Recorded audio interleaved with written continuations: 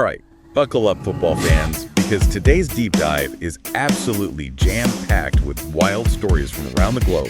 It's true. From Ronaldo's adventures in Asia to Messi's big comeback with Argentina, there's a lot to cover. Plus, some juicy rumors about a potential Messi versus Salah showdown that could make history.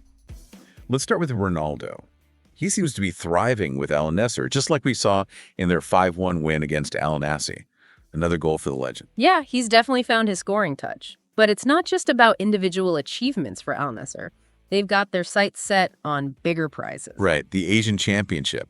After some tough breaks in other competitions, they're laser-focused on continental glory. Absolutely. It's a tough road, but Al Nassr is determined to make a statement. Makes you wonder if we'll see even more European stars making their way east in the future. It's definitely a trend to watch. Now, speaking of comebacks, let's talk Messi. He's back in the Argentina squad for the upcoming FIFA Day matches. And this Argentina squad is looking seriously dangerous. Oh, absolutely. Martinez, Romero, De Paul, Lo Celso, Alvarez. It's a star-studded lineup. It's like a dream team. And then you add in rising stars like Garnacho and Gonzalez. Forget about it. It's a blend of experience and raw talent that's going to be a nightmare for any opponent. And speaking of exciting matchups, how about a potential Messi versus Salah showdown at the 2025 Club World Cup? Whoa, now that would be something special. Well, the rumors are swirling around Al Hilal making a move for Salah. They apparently made a huge offer last year that got turned down, but things could be different now. His contract is winding down. So if Salah does end up at Al Hilal, that Club World Cup clash with Messi's Inter Miami would be insane. Yeah. The whole football world would be watching. No doubt about it. It'd be a global event. Now let's hop over to Manchester United, where their new manager, Ruben Amorim, is already shaking things up. That 4-0 win he pulled off against Manchester City back when he was managing Sporting Lisbon was a real shocker. Oh yeah, it sent shockwaves through the Premier League. And instant love from the Man U fans. It was like he came in and said, we're playing attacking football no matter who we're up against. Love that energy. But he's not all about attack. Amorim's known for adapting his tactics to fit the team. Right, so he's not just trying to recreate what he did at Sporting Lisbon. Exactly. He's analyzing Man U's strengths and weaknesses, building a team that can attack with power but also defend with strength. It's a really interesting approach. It sounds like he's up for the challenge of turning Man U around. And speaking of shaking things up, word on the street is that he wants to bring in 3 players from his old stomping ground, Sporting Lisbon: Goncalo Inacio, Osman Diomande, and Victor Gyökeres. Now, those are some interesting names. Inacio is a young center back who could really shore up Man U's defense. And Diomande, another solid defender, strong and great in the air. Exactly. And then you've got Gyökeres, a dynamic forward who could add some real firepower to their attack. It's like he's bringing a bit of Sporting Lisbon magic to Old Trafford. But you know what they say? Sometimes you have to make room for the new. Rumors are flying about some big names potentially leaving Man U, like Anthony, Casemiro, Eriksen, and even Lindelof. It's the business side of football. Sometimes tough choices have to be made to build for the future. Speaking of tough situations, let's talk about Aurelien Tchouameni at Real Madrid. He came in with so much hype, the heir apparent to Casemiro, but it hasn't exactly been a smooth ride. There's been criticism, especially after a few shaky performances like that 3-1 loss to AC Milan. It's tough to fill the boots of a legend. Yeah, it's a lot of pressure for a young player. And it seems like Ancelotti's been leaning towards more experienced players lately.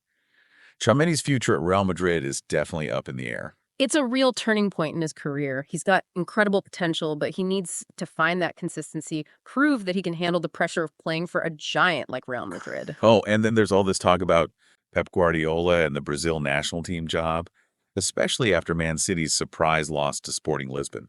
Their 3rd loss in a row, that was a real head-scratcher. Of course, the rumor mill went into overdrive. Guardiola, available. Yeah. And the Brazil job, it's like a match made in heaven. But Guardiola, in classic Guardiola style, shut down those rumors with his usual wit and charm. Yeah, he basically said, I'm here to fix things at Man City, and I'm not going anywhere.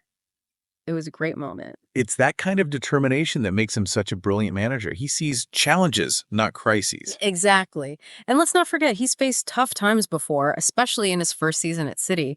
He knows what it takes to build a winning team and a winning culture. Okay, let's move on to Liverpool, who are absolutely soaring after that 4-0 thrashing of Bayer Leverkusen in the Champions League, their 4th win in a row. Leverkusen actually controlled the ball for a good chunk of the first half, but Liverpool just weathered the storm and then unleashed their attack in the second half. Diaz was on fire with a hat-trick, and Hakpo added 2 more. They're playing with so much confidence right now. It was a statement win, that's for sure. Liverpool's back in the game, and they mean business. And speaking of Liverpool, it looks like they're planning to lock down their captain, Andrew Robertson, with a contract extension. That's a smart move. He's been a rock for them at left back, even with a few injury setbacks. He's a leader, through and through. And Liverpool are clearly keen to avoid another contract saga like they had with Salah, Van Dijk, and Alexander-Arnold. Makes sense. They want to create a stable environment where everyone's focused on winning. Let's head back to the Premier League and check in on Manchester City. It hasn't been their smoothest season, has it?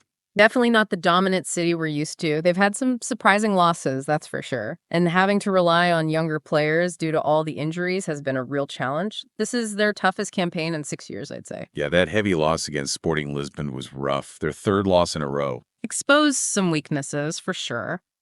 But what I find really interesting is how Guardiola has handled it all. He doesn't seem fazed at all. No panic, no blaming, just that steely determination to get things back on track. He's even compared it to his first season at City. Oh yeah, when they had a lot of ups and downs. Exactly.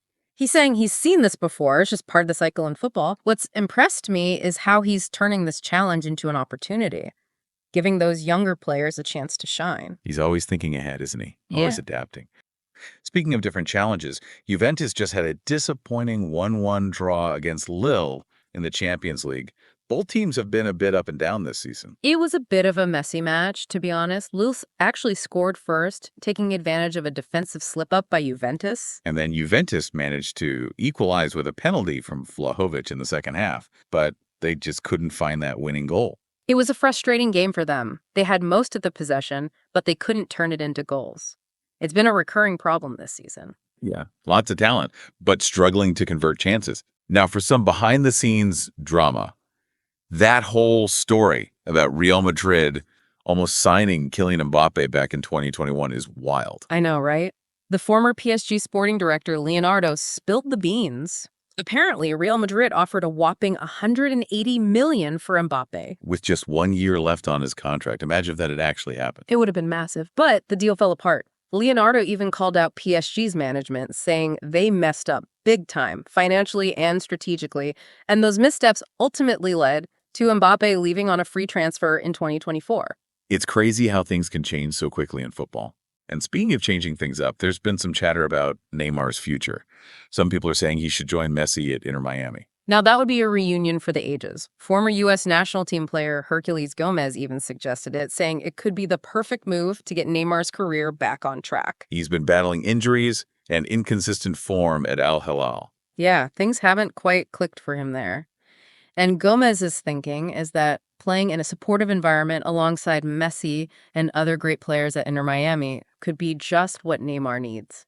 He even brought up Luis Suarez, who's been doing really well at Inter Miami after leaving Atletico Madrid.